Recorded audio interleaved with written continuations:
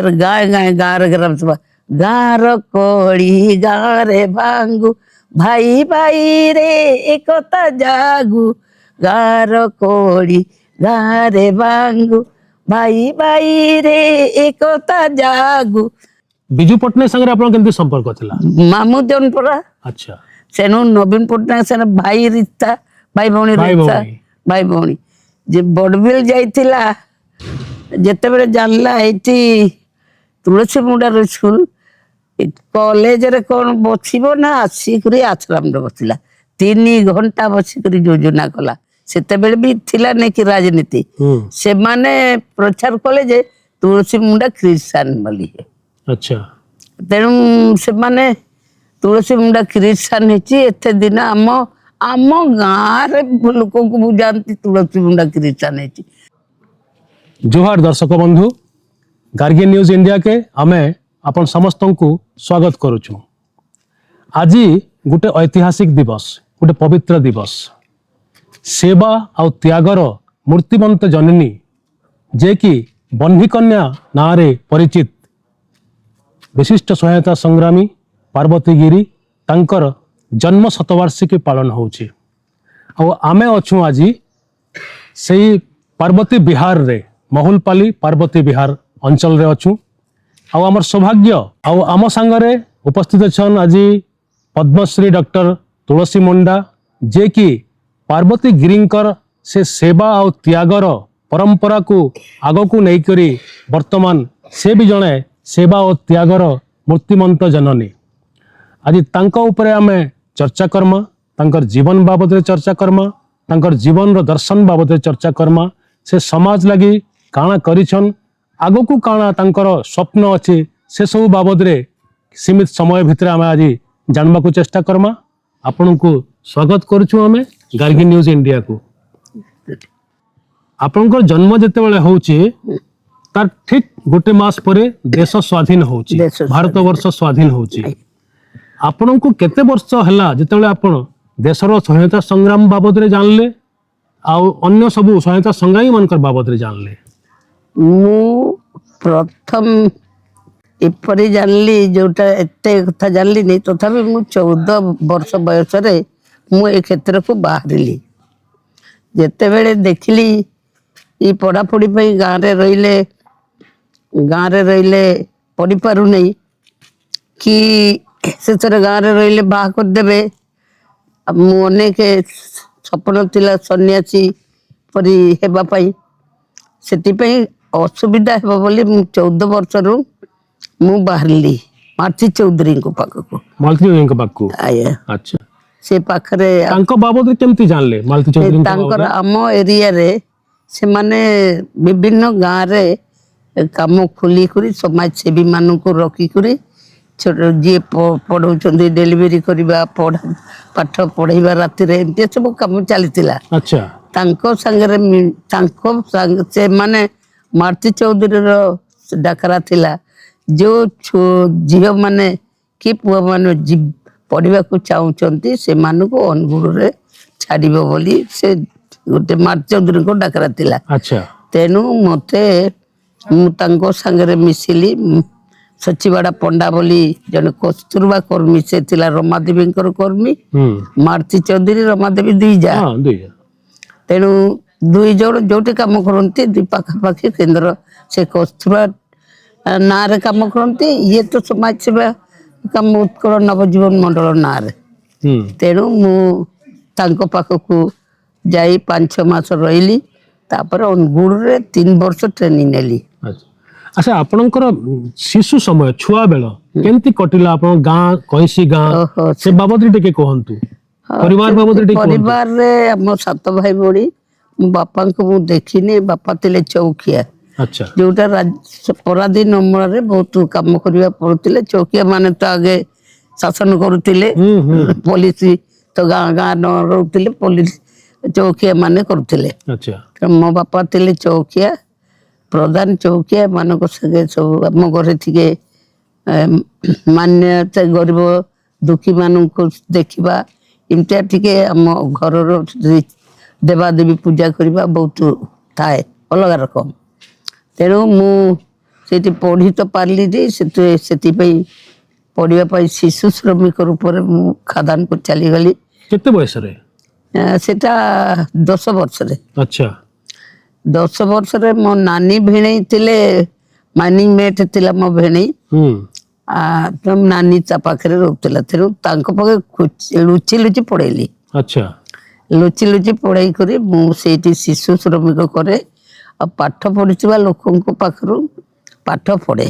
ଯେଉଁମାନେ ପାଠ ପଢୁଥିଲେ ତାଙ୍କ ପାଖରୁ ଆପଣ ତାଙ୍କ ପାଠ ଶିଖୁଥିଲେ? ମାଗି ନେବି ଆଉ ରାତ୍ରି ଅଭ୍ୟାସ କରିବି। ଆଚ୍ଛା ଆଉ ଖାଲି ତ ବସିବି ନାଇଁ, ଶିଶୁ ଶ୍ରମିକ ରୂପରେ ତ କେହି ତ କାମ ଦେବେନି ଛୋଟ କୋଉଠି ଖଣି ପିଲାଙ୍କୁ। ଖାଦାନରେ କାମ କରୁଥିଲେ? ଖଣି ଖାଦାନରେ। ଆଚ୍ଛା କାରଣ ଖଣି ଖାଦାନରେ ମାଇନିଂ ମେଟ୍ ଥିଲା ମୋ ଭିଣେଇ ନା। ହୁଁ କଣ୍ଟ୍ରାକ୍ଟର ଉପରେ ମୋ ଭଉଣୀ, ବଡ ଭଉଣୀ ବି ଗୋଟେ ମାଇନ୍ ନେଇଥିଲା। ଆଚ୍ଛା ଏମିତିଆ ସବୁ କାମ କରୁଥିଲେ। ହୁଁ ସେଥିପାଇଁ ମୁଁ ସେଇଠି ଯାଇକରି ଶେଷରେ ତାଙ୍କ ବାବୁ ମାନଙ୍କ ପାଖରେ ପାଠ ପଢିଲି।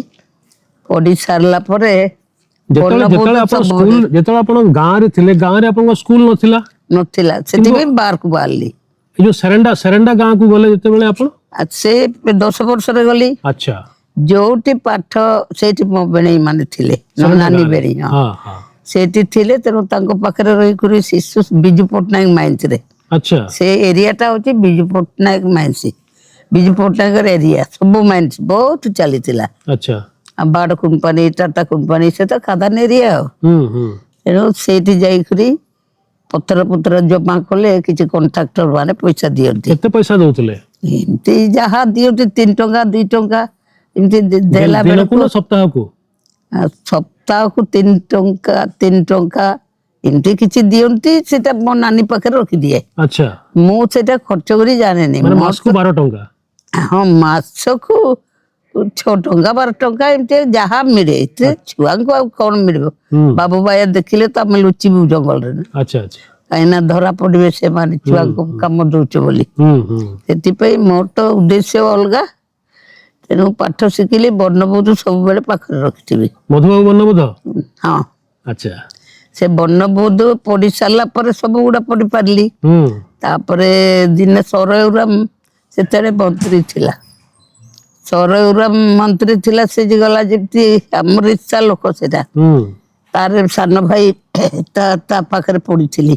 ଆଚ୍ଛା ତେଣୁ ସେ ଯେମିତି କହିଲେ, ତୁଳସୀ ତୁ ପାଠ ପଢୁଛୁ କି? ହଁ ପଢୁଛି ଆଜ୍ଞା। କଣ କଣ ପଢୁଛୁ ଦେଖି? ମୁଁ ସବୁବେଳେ ସିଲେଟ ରଖିଥାଏ ଆଉ ବର୍ଣ୍ଣବୋଧଟା ସବୁବେଳେ? ଆଚ୍ଛା ସେଇଟାକୁ ପଢିଲି। ତାପରେ ଓହୋ, ଆଉ ଗୋଟେ ପାଠ ତୁ ସେ ଜାଣିନୁ, ଆଉ ମୁଁ ଶିଖେଇଦେବି, ବର୍ତ୍ତମାନ ତୁ ଶିଖିବୁ। ତାପରେ ଆଇଗା ପଣଖିଆ, ସେତେବେଳେ କାଣେ ଥିଲା। ଆଚ୍ଛା ପଣଖିଆ ବସେଇକରି ଆଗେ ବୁଝେଇଲା, ଟଙ୍କା ପଇସା ନେଇକରି ବୁଝେଇକରି ଶେଷରେ ପଣଖିଆ ସେମାନେ ସୁଡକ ପଣଖିଆ ମୁଁ ସେଇ 2 ଘଣ୍ଟା ଭିତରେ ଶିଖିଦେଲି। 2 ଘଣ୍ଟାରେ 16 ପଣିକିଆ? ପଣଖିଆ ଶିଖିଲି। ତାପରେ ଖୁସି ହେଇଗଲା। ମାନେ ସେତିକି କିଛି ଶିଖିଲା କିଛି ପରେ କିଛି ଧାରା ଶିଖେଇଲେ କି ହଁ, ଆପଣ? କାଣେ ଆଚ୍ଛା କାଣେ ଗଲେ 1 ଟଙ୍କା, ହଁ ପଣ କହିଲେ 4 ଅଣା, ମାନେ କାଣେ ପଣଖିଆ ମାନେ ଏକକେ 1 ପଣ 1 ଦୁଣେ 2 ପଣ 1 3 3 ପଣ 1 4 4 ପଣ 1 5 5 ପଣ 1 6 6 ପଣ 1 7 7 ପଣ 1 8 8 8 ପଣ 1 9 1 9 9 ପଣ ଏମିତି 1 ହିସାବରେ ଆପଣ 2 10। ଘଣ୍ଟାରେ 16 ପଣିକିଆ ପୁରା? ଏମିତି 10 ସୁଡ଼ ହେଇଗଲେ, ସୁଡ଼ ଅଣା ହେଇଗଲେ, ସୁଡ଼ ପଣ ହେଇଗଲେ 1 ଟଙ୍କା ହେଇଯାଏ। ଆଉ 10 ହେଲା 10 ଅଣା ହେଇଯାଏ। ମାନେ ଅଣା ଗୁଡକ କାଣେ ସବୁ। ଆଚ୍ଛା ସେଟା ଯୋଉଠି ଟଙ୍କା ହେଲା, ଏମିତି ବୁଝେଇଦେଲେ, ଯୋଉଠି ଟଙ୍କା ହେଲା ସେଠି ପଣ ହେଲା। ତାହେଲେ ଯେତେ ଟଙ୍କା ହେବ ସେତେ ପଣ। 2 ଟଙ୍କା ହେଲେ 2 ପଣ।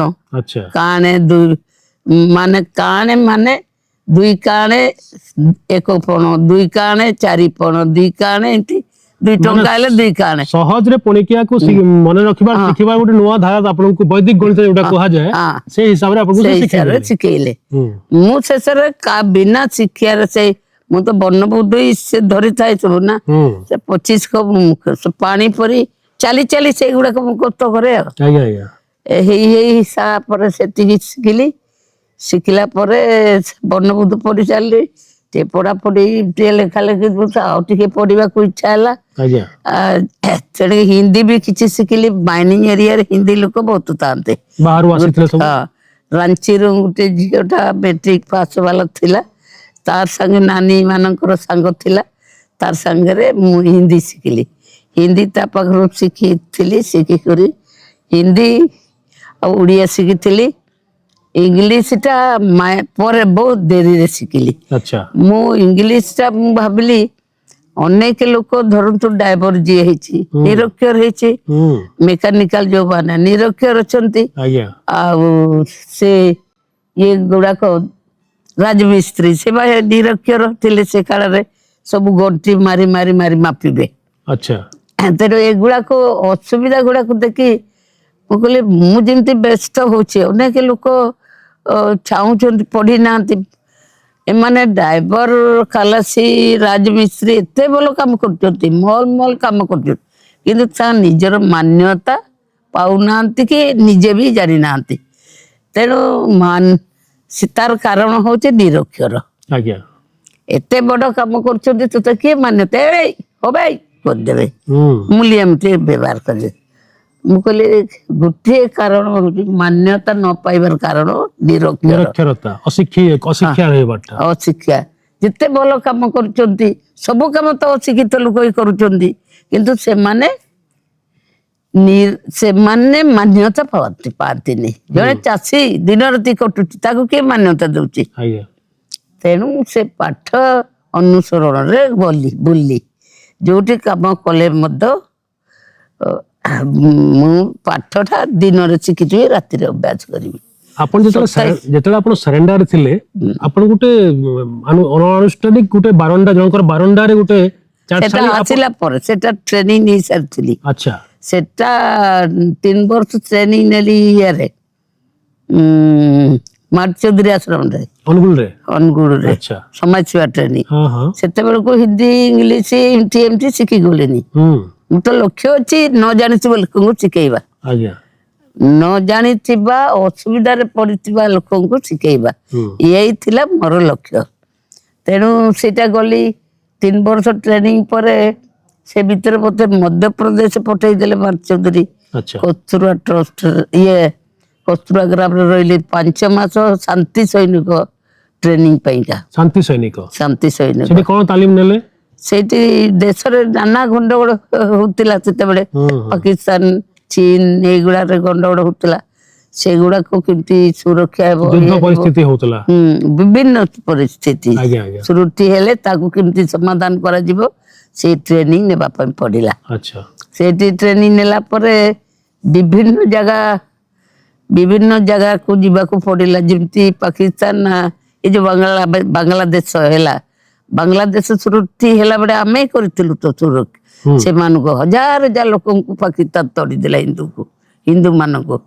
ତାଙ୍କୁ ଆମେ କ୍ୟାମ୍ପ କରି ସବୁ ଗୋଟେ ଗୋଟେ ଜାଗାରେ ରଖିକରି ସେଇଟା ବାଂଲାଦେଶ ସୃଷ୍ଟି ହେଲା, ଆମେ ସେଇଠୁ ଶାନ୍ତି ପାଇଲୁ।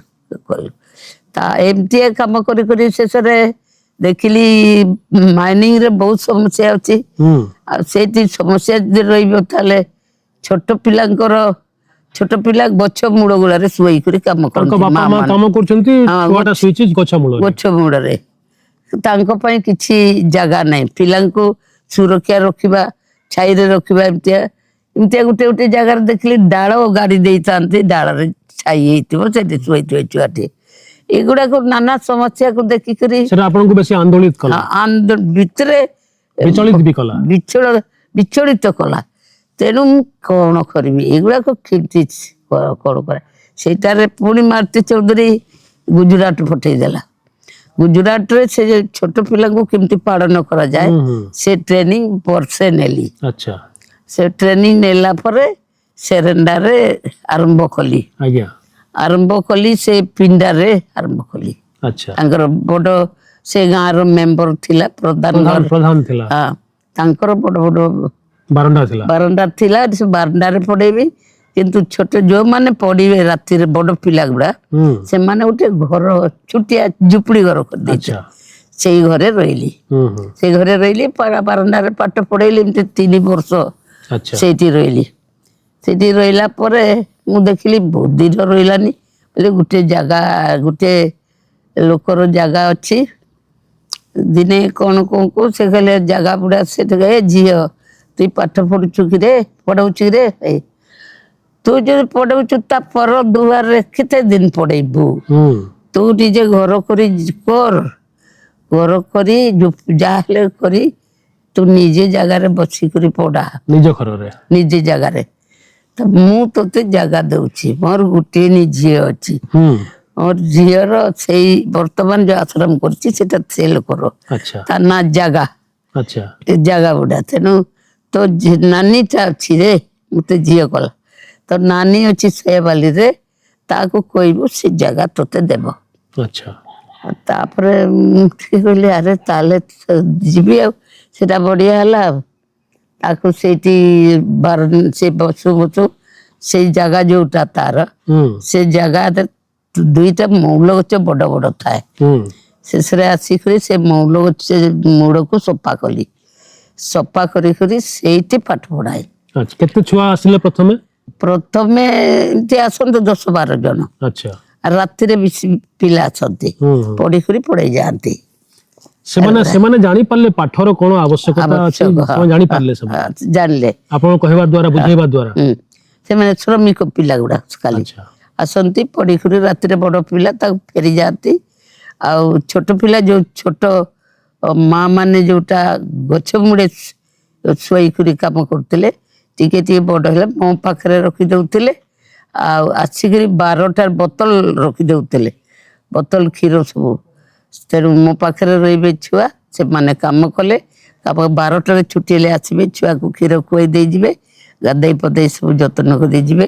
ପୁଣି ଆସିବେ ପୁଣି 5ଟାରେ ଆସି ଛୁଆଙ୍କୁ ନିଅନ୍ତି ଏମିତି ଛୁଆ ମୋ ପାଖରେ ଛାଡ଼ିଲେ ଆଉ ସେଇଟା ସୁବିଧା ହେଲା ତାଙ୍କୁ ବି କାମ କରିବା ପାଇଁ ଆଉ ଛୁଆ ବି ମୋ ପାଖରେ ପଢିଲେ ଯୋଉମାନେ ଛୋଟ ଛୁଆ ଧରୁଥିଲେ ମାଇନ୍ସ ହେଲେ ବି ଛୁଆ ଧର ତ ରହିଲେ ନା ସେ ଛୁଆ ଧରା ମାନେ ପାଠ ପଢିଲେ ସାନ ଛୁଆ ଶୋଇଲେ ଖେଳିଲେ ଦୂଳି ପୁଡ଼ି ସବୁ ଦୁଇଟା ସମସ୍ୟାର ସମାଧାନ ହେଲା ଦୁଇଟା ସମସ୍ୟା ଛୋଟ ପିଲା ଛାଇରେ ରହିପାରିଲା ଆଉ ବଡ ପିଲା ଯିଏ ଛୁଆ ଧରୁଥିଲା ସେ ପାଠ ପଢି ପାରିଲା ଏଟା ଦୁଇଟା କାମ ସେଇଟାରୁ ଆରମ୍ଭ ହେଲା ସେଇଟାରୁ ଏମାନେ ପଢିଲେ ଯୋଉମାନେ କାମ କରନ୍ତି ଡ୍ରାଇଭର କାଲାସି ଏମାନେ ରାତିରେ ଆସିକରି ପଢନ୍ତି କେବଳ ଇଂଲିଶ ଇଂଲିଶ ଶିଖିଲେ ତାଙ୍କର ସବୁ ଧରନ୍ତୁ ରାଜମିସ୍ତ୍ରୀ ଫିତାରେ ଇଂଲିଶରେ ଲେଖା ହେଇଛି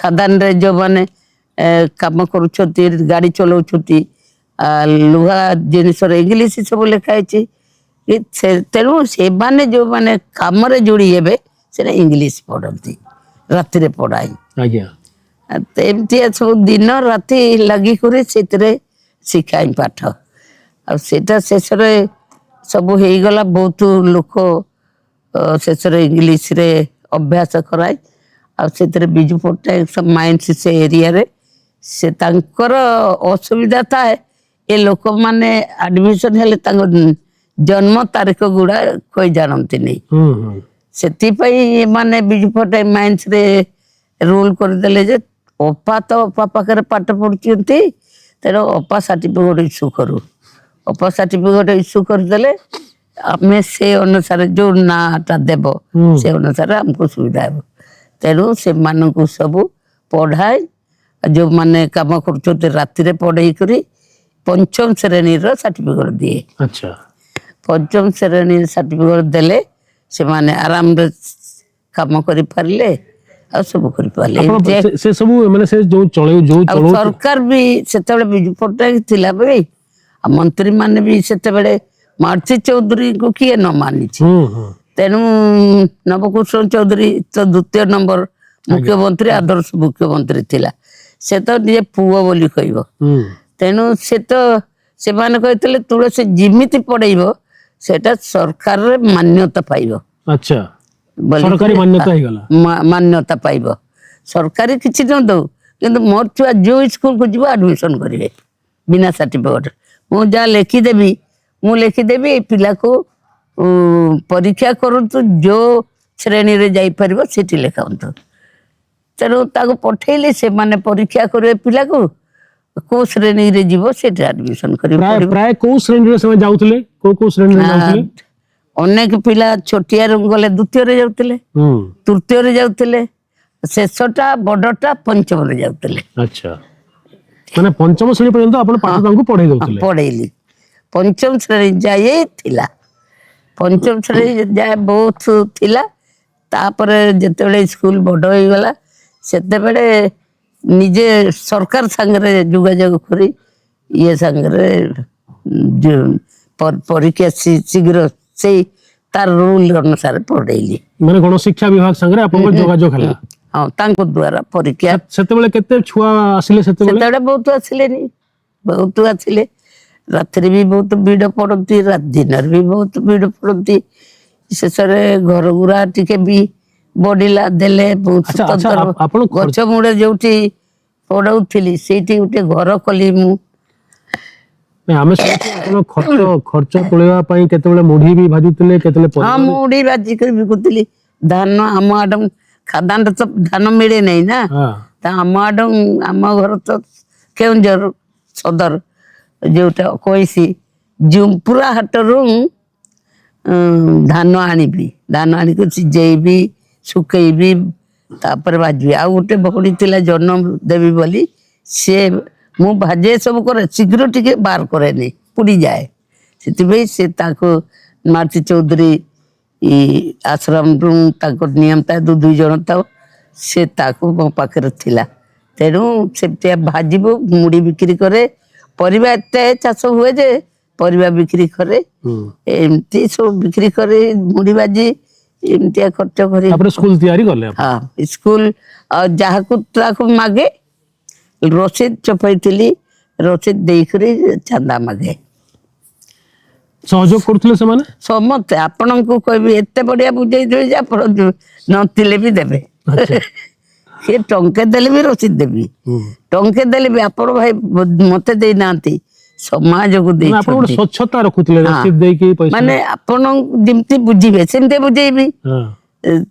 ଧରନ୍ତୁ ଆପଣଙ୍କୁ ଏମିତି ବୁଝେଇଦେବି ଯେ ଆପଣ ମାନିଯିବେ। ହଁ, ସମାଜରେ ଆମ ଘରେ କାମ କରିବାକୁ ଆମେ ତ କରୁନାହାନ୍ତି, ଆମେ ଗୋଟେ ଗରିବ ପିଲାକୁ ଧରି ଆଣିଛେ ଗାଈ ଚରେଇବାକୁ, ନାଇଁ କି?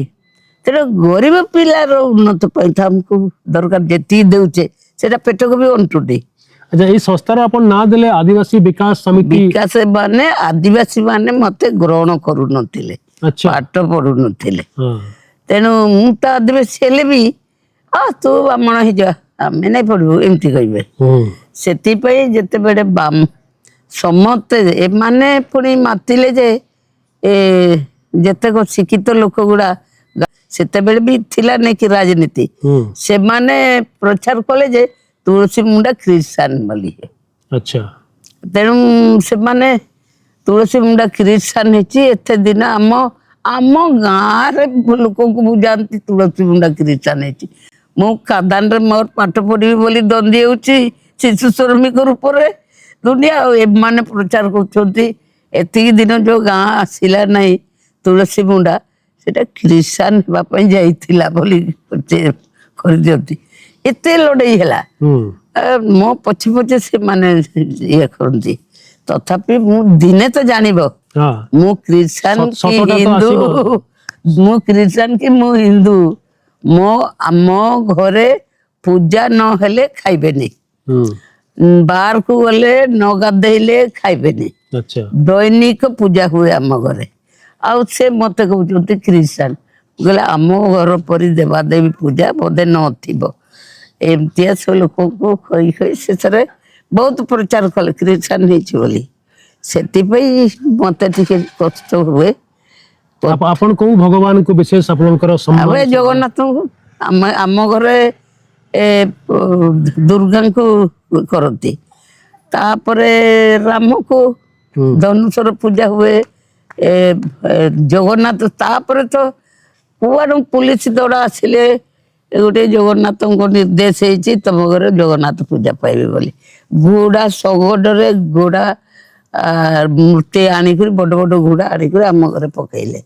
ମାନେ ମୂର୍ତ୍ତି ଗୁଡାକ? ଘୋଡା ମୂର୍ତ୍ତି, କଳା ଘୋଡା ଜଗନ୍ନାଥଙ୍କର। ଧଳା ଘୋଡା, କଳା ଘୋଡା। ହଁ, ସେ କୋଉଠି ତାର ସ୍ୱପ୍ନ ପାଇଥିଲା କି କଣ ତାର ଛୁଆ ପିଲା ନଥିଲେ ସେ ଲୋକ ତାର ଆଣିକରି ଆମ ଘରେ ସେଟାକୁ ଦେଲା। ଦେଲା ପରେ ସେ ଆମର ଠାକୁର ଘର ତ ଟିକେ ଛୋଟିଆ ଠାକୁର ଘର ଥାଏ, ସେଠି ମୋ ଭାଇ ସବୁବେଳେ ପୂଜା ପଚା କରେ। ଶେଷରେ କହିଲା ଆଉ ଏମିତି ଏମିତି ସ୍ୱପ୍ନ ହେଇଥିଲା ଆଉ ସେଠି ଏଇଟା ଯୋଗାଇ ଦେ। ତାପରେ ସେ ତ ଉଚ୍ଚନ କଲା ସେ ଏଇଠି ରହିବି ବୋଲି ଆଜି ପର୍ଯ୍ୟନ୍ତ ଆମେ ଜଗନ୍ନାଥ ମନ୍ଦିର କରିପାରୁନୁ। ମୁଁ କହୁଛି ଆଶ୍ରମରେ କରିବି ବୋଲି ଭାବୁଛି। ଆଶ୍ରମ ଅଧା ହେଇଛି ମନ୍ଦିରଟା, ଆଉ ସେଟା କିନ୍ତୁ ଏବେ ବି ପୂଜା ପଜା ଆମ ଘରରେ ଚାଲିଛି। କିନ୍ତୁ ଭାଇ ତ ନାହାନ୍ତି। ଭାଇ ଆମ ଘରେ କଣ ଆଦିବାସୀ ମାନଙ୍କର ହାଣ୍ଡିଆ ମଦ ପିଅନ୍ତି। ଆମ ଘରେ ଠାକୁର ପୂଜା ତେଣୁ ହାଣ୍ଡିଆ ମଦ ବାଲା ପଶି ପାରିବେନି। କୋଉଠି ରାଜନୀତି ବାଲାଙ୍କ ସାଙ୍ଗେ ବୁଲିଲା ମୋ ଭାଇ, ସେ ତ ଏତେ ନାଁ ହେଇଗଲା। ଏତେ କିଏ ବେହୋସ ହେଇକରି ଲୋକକୁ ବୋହିକରି ଆଣିବେ ତଥାପି ଠାକୁର ଜାଗାରେ ଶୁଆଇ ଦେବେ ଯେ ସେ ଭଲ ହେଇଯାଆନ୍ତି। ଏମିତି ଏସବୁ ଦେଖେ ନହେଲେ ମୁଁ ବିରୋଧ କରୁଥିଲି ଭାଇକୁ। ଅନ୍ଧବିଶ୍ୱାସ ଇଏ ଏମିତି ଛୁଆ ଦିନରୁ ମୋ ବାପା କରୁଥିଲା। ମୋ ବାପା କଲା, ମୋ ବାପା ମଲା ପରେ ମୋ ବଡ ଭାଇ ପୂଜା କଲା।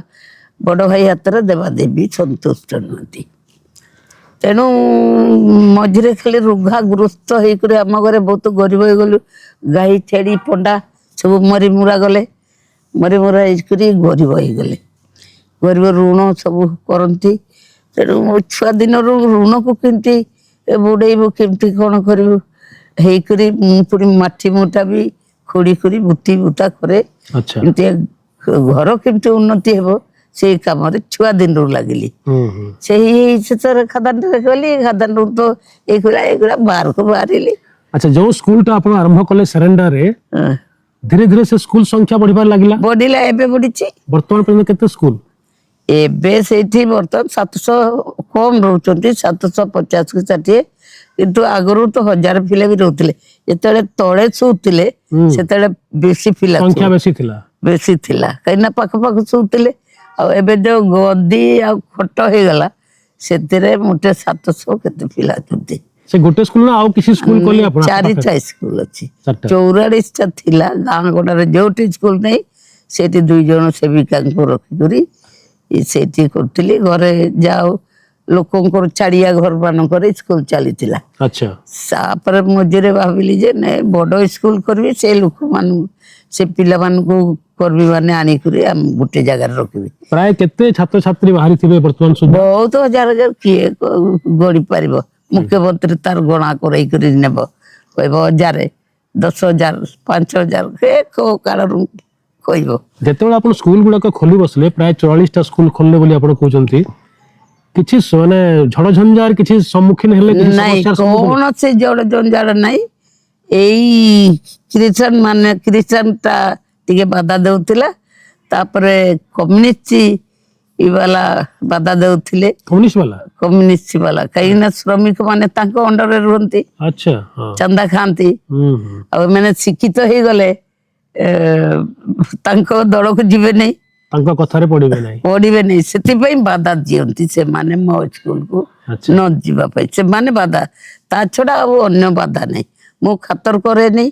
ତଥାପି ସେମାନେ ଏଇ ଯୋଉ କଣ୍ଟା ଆମ ଓଡିଆ ମାନେ ମାଇନ୍ସ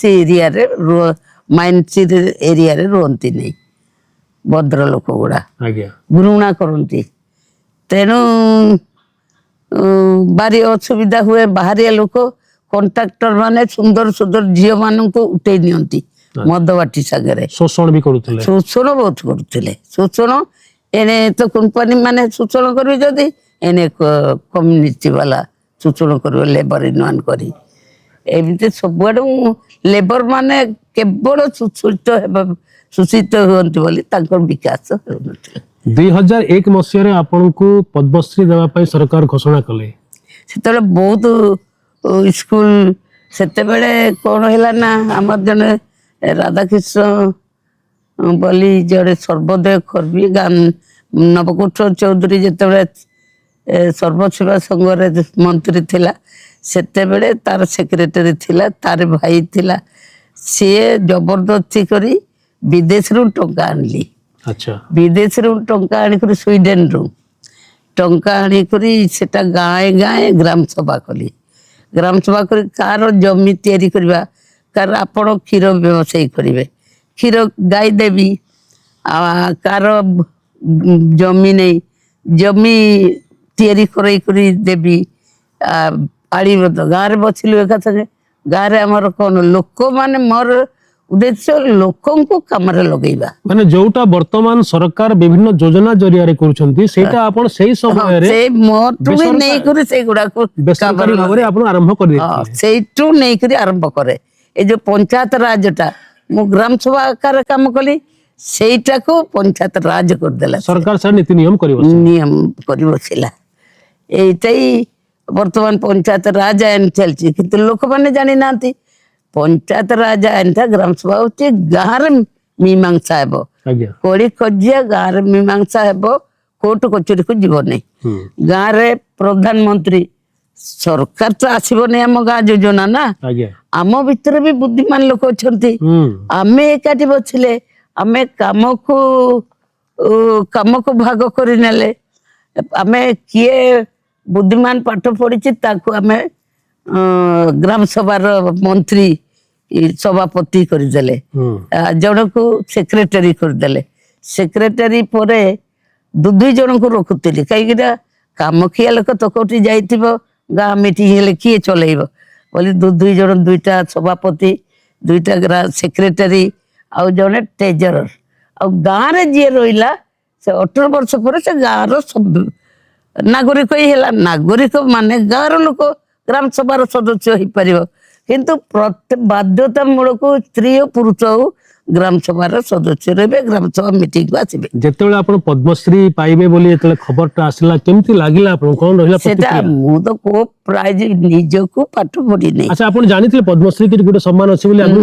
ନାଇଁ ଜାଣି, ନାଇଁ ଜାଣି ଆପଣ କୌଣସି ଯେତେବେଳେ ପ୍ରଥମ ଡକ୍ଟରେଟ ଆସିଲା ବାରିପଦାରୁ, ଡକ୍ଟରେଟ ତ ଆଗରୁ ଆସିଥିଲା। ହଁ ପଦ୍ମଶ୍ରୀ ଆଗେ ପଦ୍ମଶ୍ରୀ ଆଗରୁ, ଆଚ୍ଛା। ଡକ୍ଟର ନାଇଁ ଆଗେ ଡକ୍ଟରେଟ ପାଇଁ ଦିଲ୍ଲୀ ବାଲା ଲଢେଇ କଲେ। ଆଚ୍ଛା। ଏଇସି ସବୁ ଗାଁ ଗାଁ ତ ମୁଁ ସ୍ୱିଡେନରୁ ଯେତେବେଳେ ଟଙ୍କା ଆସିଲା, ଗାଁ ବାଲାଙ୍କୁ ଏକାଠି ବସେଇଦେବି, ଆମ ଗାଁର କଣ ଦରକାର, ଗାଁର କଣ ସବୁଠାରୁ ଅସୁବିଧା ଆମର ନା ପାଣି ଅସୁବିଧା। ମାଛ ଯେମିତିଆ ପାଣି ବିନା ମରି ଯାଉଛି, ଆମେ ସେମିତି ପାଣି ବିନା ମରି ଯାଉଛୁ। ପାଣି ସମସ୍ତଙ୍କୁ ଦରକାର। ଗାଁରେ ପାଣି ନେଇ ପୋଖରୀ ପାଣି ମାନ ପିଅନ୍ତି। ସେତେବେଳେ କେତେ ଅସୁବିଧା ଥିଲା ଆପଣ ମାନେ ବି ଜାଣିଥିବେ। ନଳକୂଅ ବି ନଥିଲା ସେତେବେଳେ। ନଳକୂଅ ବି ମୋର ଏତେ ପ୍ରଚାର ହେଲା, ସବୁ ଆରମ୍ଭ ହେଇଗଲା। ତାର ଗାଁରେ ଗ୍ରାମ ସଭା, ଗାଁର କଳି ଗାଁରେ ଭାଙ୍ଗୁ, ଭାଇ ଭାଇରେ ଏକତା ଜାଗୁ, ଗାଁର କଳି ଗାଁରେ ଭାଙ୍ଗୁ, ଭାଇ ଭାଇରେ ଏକତା ଜାଗୁ, ଜାଗରେ ତୁମେ ନିଜକୁ ନିଜେ, ଜାଗରେ ତୁମେ ନିଜକୁ ନିଜେ, ପୂର୍ବ କାଳକୁ ଚାହିଁ, ଉଠରେ ଚାଷୀ ଉଠ ମୂଲିଆ, ଉଠରେ ଶ୍ରମିକ ଭାଇ, ଡାକୁଛି ଦେଶ ଦୁଆରେ ତୋର, ଡାକୁଛି ଦେଶ ଦୁଆରେ ତୋର, ଆଉ ନର ସଇ, ଉଠରେ ଚାଷୀ ଉଠ ମୂଲିଆ, ଉଠରେ ଶ୍ରମିକ ଭାଇ। এটা ଆପଣ ନିଜେ ଲେଖିକରି ଗାଉଥିଲେ? କେତେ ମୁଁ ଭାଷଣ ଦେବା ଭିତରେ ମୋ ସାଙ୍ଗେ ଯୋଉ କର୍ମୀ ଭାଇ ମାନେ, ମୁଁ ସ୍ୱିଡେନରୁ ଟଙ୍କା ଥିଲା ପରେ ମୁଁ ଭଲ ଭଲ ଯୁବକଙ୍କୁ ରଖିଲି, ଯୁବତୀ ମାନଙ୍କୁ ରଖିଲି, ବହୁତ ରଖିଲି। ସେମାନେ ମୁଁ ଭାଷଣ ଦେବା ଭିତରେ ସେମାନେ ଏଇ ଗୀତ ଗୁଡାକ ଲେଖିବେ। ଆଚ୍ଛା। ଆଉ ସେଗୁଡା ଗୀତ ସୁର ଏଇଟା ସଚେତନତା ସୃଷ୍ଟି କରୁଥିଲା, କୃଷି ମୂଲ୍ୟାଙ୍କୁ, ଶ୍ରମିକ ମାନଙ୍କୁ ସଚେତନ କରୁଥିଲା ବହୁତ। ତାପରେ ଆପଣ 2024ରେ ଯମୁନାଲାଲ ବଜାଜ ଆୱାର୍ଡ ପାଉଛନ୍ତି ସମାଜ ସେବା ପାଇଁ। ହଁ, ଆଉ ଆଗେ ଏଇଠୁ ବାଙ୍ଗାଲୋରରୁ ପାଇଲି। ବାଙ୍ଗାଲୋରରୁ ସେ ଦେଇଥିଲେ 25,000 ବୋଧେ ଦେଇଥିଲେ। ସେମାନେ ବି କହିଲେ ଆପଣଙ୍କୁ ଆମେ ଆମ ବାଙ୍ଗାଲୋରକୁ ଡାକିବାକୁ, ସେଠିକାର ସରକାର ଡାକିଲେ। ତା ପଚରା ପଚରି କଲେ ଯେ ସେ କେମିତି ଚଢାନ୍ତି, କଣ ନିଅନ୍ତି, ପଇସା ନିଅନ୍ତି କି। ସେ ତ ଅନୁଷ୍ଠାନ ମାଗି ଯାଚି ଚଢୁଛନ୍ତି, ଆଉ ପଇସା କୋଉଠୁ ପାଇବେ ଯେ ନେବେ। ମୁଁ ଆଜି ପର୍ଯ୍ୟନ୍ତ ପଇସା ନିଏ ନାହିଁ। ତାପରେ ସେ ସରକାର ପାଖରୁ ନେଇନାହାନ୍ତି ପଇସା ପତ୍ର? ନା, ଆଜି ପର୍ଯ୍ୟନ୍ତ ନିଏନି। କାହିଁକି ନା ଆପଣଙ୍କଠୁ ଦୂରେଇ ଯିବି ନା। ଆଚ୍ଛା ସରକାର ଆଣିଲେ ଲୋକ ଭାବିବେ ଇଏ ସରକାର ଟଙ୍କା ଆଣୁଛି, ମୋ କଥା କାହିଁ ଶୁଣିବେ, ଆପଣ କାହିଁ ଲାଗିବେ, ଏ ତ ସରକାର ଟଙ୍କା ଦଉଛି, ସରକାର ଇଏ ସରକାର ଟଙ୍କାରେ କାମ କରିବ। ତେଣୁ ଆପଣଙ୍କଠୁ ମୁଁ ଦୂରେଇଲି। ଆପଣ ଯଦି ଯୋଉ ଟଙ୍କା ବି ଦେଇଥାନ୍ତେ ତଥାପି କହିବେ ଆରେ ମୁଁ ବି ତ ଦେଇଛି ରେ, ସେ କଣ କରୁଥିବ, ସେ ଟଙ୍କା କାଳେ ଖାଇଯାଉଥିବ ତ ଜଗିବେ ନାହିଁ ମତେ। ତେଣୁ ଆଜି ପର୍ଯ୍ୟନ୍ତ ସରକାରରୁ ମୁଁ ଟଙ୍କା ଆଣିନି। ବର୍ତ୍ତମାନ ଆପଣ ପ୍ରାୟ ପ୍ରାୟ ଆଉ ଜୀବନ ଯେତେବେଳେ ନବୀନ ପଟ୍ଟନାୟକ ହେଲା ମନ୍ତ୍ରୀ ସେତେବେଳେ ଟିକେ ଡେଭଲପ କଲି, ଚାନ୍ଦାଟା ବଢିଲା। ଆଚ୍ଛା ସେ ମନ୍ତ୍ରୀ ଯେମିତି ଶୁଣିଲା, ମତେ ତ ବହୁତ ଭଲ ପାଏ, କାହିଁକି ନା ମାଳତୀ ଚୌଧୁରୀର ତା ବାପା ନବୀନ ପଟ୍ଟନାୟକ ବାପା ମାଳତୀ ଚୌଧୁରୀ 2 ଭାଇ ଭଉଣୀ, ଗୋଟିଏ ମାର ତାଙ୍କର ମାଳତୀ ଚୌଧୁରୀ ମା, ବିଜୁ ପଟ୍ଟନାୟକ ମା 2 ଭଉଣୀ। ତେଣୁ ମାଳତୀ ଚୌଧୁରୀ ମତେ ଝିଅ କରିଛି ମାନେ, ମୁଁ ଟ୍ରେନିଂ ନେଲା ମାନେ ସେ ଆଶ୍ରମରେ ମୁଁ ତାରି ମାଳତୀ ଚୌଧୁରୀ ପାଖରେ ରୁହେ। ବିଜୁ ପଟ୍ଟନାୟକ ସାଙ୍ଗରେ ଆପଣ କେମିତି ସମ୍ପର୍କ ଥିଲା? ମାମୁଁ ଜନ ପରା। ଆଚ୍ଛା ସେଣୁ ନବୀନ ପଟ୍ଟନାୟକ ସାଙ୍ଗରେ ଭାଇ ରିସ୍ତା, ଭାଇ ଭଉଣୀ ରିସ୍ତା, ଭାଇ ଭଉଣୀ। ଯେ ବଡ଼ବିଲ ଯାଇଥିଲା ଯେତେବେଳେ ଜାଣିଲା ଏଇଠି ତୁଳସୀ ମୁଣ୍ଡାର ସ୍କୁଲ କଲେଜରେ କଣ ବସିବ ନା, ଆସିକରି ଆଶ୍ରମରେ ବସିଲା। 3 ଘଣ୍ଟା ବସିକରି ଯୋଜନା କଲା କଣ କରିବା ସରକାର। ମୁଁ ତ ସରକାରରୁ ଟଙ୍କା ଆଣେନି, ସେ ପସନ୍ଦ କରେ, ନ ଆଣିବାଟା ବି ପସନ୍ଦ କରେ। ହଁ ଲୁକୁଛେ, କିନ୍ତୁ ଚାନ୍ଦା ସେ ବି ଦିଏ 1000 ଟଙ୍କା। ତା ପାଖେ ତ ଟଙ୍କା ନଥାଏ, ଏ ମତେ 1000 ଟଙ୍କା ଟିକେ ଦେଇଥିବ ରେ ମତେ। ଆଉ ସମସ୍ତଙ୍କୁ ମୁଁ ସେକ୍ରେଟାରିଏଟକୁ ଗଲା ମାନେ ସମସ୍ତେ ଏକାଠି ହେବେ, ଏକାଠି ସମସ୍ତଙ୍କ ପାଖରୁ 500 ପକେଟରେ କେତେ ଅଛି ମାଗିବ। ଆପଣଙ୍କୁ ସ୍ନେହ ଶ୍ରଦ୍ଧାରେ ସେମାନେ ଆପଣଙ୍କୁ କେବଳ ସମାଜ ସାଙ୍ଗରେ ଲୋକଙ୍କୁ ଯୋଡିବା ହେଲା ମୋ କାମ। ଆଜି ପର୍ଯ୍ୟନ୍ତ ସରିନାହିଁ ମୋ କାମ। ଆଉ କଣ ସ୍ୱପ୍ନ ରହିଛି? ଏଇ ସ୍ୱପ୍ନ ଯୋଉ ପର୍ଯ୍ୟନ୍ତ ଗାଁ ଗାଁ ଗ୍ରାମ ସଭା ନ ହେବ ସେ ପର୍ଯ୍ୟନ୍ତ ସ୍ୱପ୍ନ, ଏ ଦୁନିଆଟା ପରିବର୍ତ୍ତନ ହେବନି। ତ ଏବେ ତ ସରକାରୀ ଯୋଜନାରେ ପଲ୍ଲୀ ସଭା ଗ୍ରାମ ସଭାର ବ୍ୟବସ୍ଥା ହେଲା, କିନ୍ତୁ ରାଜନୀତି ଖେଳୁଛି ନା। ଗାଁ ବାଲା କୋଉଠି ଏକାଠି ବସୁଛନ୍ତି, ଗାଁରେ କୋଉଠି ଟଙ୍କା ଅଛି? ଜଣେ ଗରିବ ହେଲେ 12 ଦୁଆର ହଉଛି ବୁଲୁଛି, ଗାଁ ବାଲା ଗାଁରୁ କିଛି ପାଉଛି କି? ଗାଁରେ ପାସବୁକ୍ ହେବ, ଗାଁର ଖଞ୍ଜଣା ଗାଁ ବାଲା ଗ୍ରାମ ସଭା ଉଠେଇକରି ଗ୍ରାମ ସଭା ଜରିଆରେ ଡିପୋଜିଟ ହେବ। ଆଜି ଆପଣଙ୍କୁ ହଜାର ହଜାର ଲୋକ ଦେଖୁଛନ୍ତି, ସରକାର ବି ଦେଖୁଛନ୍ତି, ପ୍ରଶାସନ ବି ଦେଖୁଛନ୍ତି। ଏକଦମ ଠୋସ୍ କଥା, ମଞ୍ଜ କଥା କଣ କହିବେ ସରକାରଙ୍କୁ? ଠୋସ୍ କଥା। ସରକାରଙ୍କୁ ବର୍ତ୍ତମାନ ଦାବି କରନ୍ତୁ, ପ୍ରଥମରେ ପଚାରୁ ଗ୍ରାମ ସଭା ଅଛି କି ନାହିଁ। ଯେ ପର୍ଯ୍ୟନ୍ତ ଗ୍ରାମ ସଭାର ନ ସଂଗଠନ ହେବ ସରକାର ଉନ୍ନତି କରିପାରିବ ନାହିଁ। ଛୋଟ କାମ ବି ଏଟା ସରକାର କରିବ। ଆରେ ଆମେ ସରକାରକୁ ଗଢିବା କେମିତି? ସରକାରକୁ ସହଯୋଗ କଲେ ନା। ତେଣୁ ସରକାର ଯୋଉମାନେ ଆମେ ଯୋଉ ପଠାଉଛେ ଲୋକଙ୍କୁ, ସେମାନେ ସବୁ ଭଲ ଲୋକ ତ ପଠାଉନାହାନ୍ତି, ତାକୁ ନିଜ ପାଇଁ ଟାଣି ହେବେ ନାଇଁ, ସ୍ୱାର୍ଥ ରହିଯାଉଛି। ସ୍ୱାର୍ଥ ରହିଯାଉଛି। ଯଦି ଗ୍ରାମ ସଭା ହେଲେ ଆଉ ସ୍ୱାର୍ଥ ରହିବ ନାହିଁ। ଆଉ ଗ୍ରାମ ସଭା ଜମା କରିବ, ଖୋଜଣା ଉଠେଇବ ତ ଗ୍ରାମ ସଭା ସେ ଜମା କରିବା କୋର୍ଟକୁ ଯାଇକରି ଗ୍ରାମ ସଭା ଜରିଆରେ। ଆଉ ଗ୍ରାମ ସଭାରେ ତ କେହି ଗରିବ ରହିବେ ନାହିଁ, କୋର୍ଟ କଚେରୀ କଳି କଜିଆ ଯିବ ନାହିଁ, ଗାଁରେ ବସି ମୀମାଂସା ହେବ। ତାପରେ 10ଟା ଗାଁକୁ ଏକାଠି କରୁଥିଲି, 10ଟା ଗାଁର ସେକ୍ରେଟାରୀ ପ୍ରେସିଡେଣ୍ଟ 11 ଜଣ ଲେଖା ଗୋଟିଏ ଗାଁରେ ରଖିବି। ଗାଁ ବାଲା ତ ସମସ୍ତେ ଗାଁର ଲୋକ, ସବୁ ସଂଗଠନ ଗ୍ରାମ ସଭାର ସଦସ୍ୟ ସେମାନେ 18 ବର୍ଷ ହେଲା ମାନେ ଗ୍ରାମ ସଭାର ସଦସ୍ୟ। ତେଣୁ ସାବାଳକ ହେଇଗଲା। ତ ଦର୍ଶକ ବନ୍ଧୁ, ଇହାଦେ ତକ ଆମେ ଶୁଣୁଥିଲା ଜାଣୁଥିଲା ପଦ୍ମଶ୍ରୀ ଡକ୍ଟର ତୁଳସୀ ମୁଣ୍ଡା, ଯାହାଙ୍କର ମାନବ ସେବା ହିଁ ଧର୍ମ, ମାନବ ଧର୍ମ ହିଁ ସେବା, ଏଟା ହିଁ ତାଙ୍କର ଜୀବନର ମୂଳ ମନ୍ତ୍ର। ଆଉ କଥା କଥାରେ ଅନେକ କଥା କହିଗଲେ, ଛୁଆ ସମୟରୁ ଧରିକରି ବର୍ତ୍ତମାନ ତକ ସରକାରକୁ ବି କିଛି ପରାମର୍ଶ ଦେଲେ। ଆଉ ସେ ଭିତରେ ଗୋଟେ ମଞ୍ଜ କଥା ଥିଲା, ସରକାର ତ ଯୋଜନା କରିଛନ୍, ପଲ୍ଲୀ ସଭା ଅଛେ, ଗ୍ରାମ ସଭା ଅଛେ, କିନ୍ତୁ ତାର ବ୍ୟବହାରିକତା ନାଇନ, ବ୍ୟବହାରିକ କାର୍ଯ୍ୟକାରିକତା ନାଇନ। ତ ସେଟାକୁ ସରକାର ପ୍ରଶାସନ ଧ୍ୟାନ ଦେବାର କଥା। ତାର ସାଙ୍ଗରେ आमे जनसमाज समूह समस्ते आमे भी ध्यान देमा जे आमर विकास गाँ स्तर रु दिल्ली तक पल्ली रु दिल्ली तक केमती करी विकास हेबा जेनटा गांधीजी कहते जेनटा तुलसी अपा भी कहले गाँ रो विकास हेले जाई भारत रो विकास हेबा।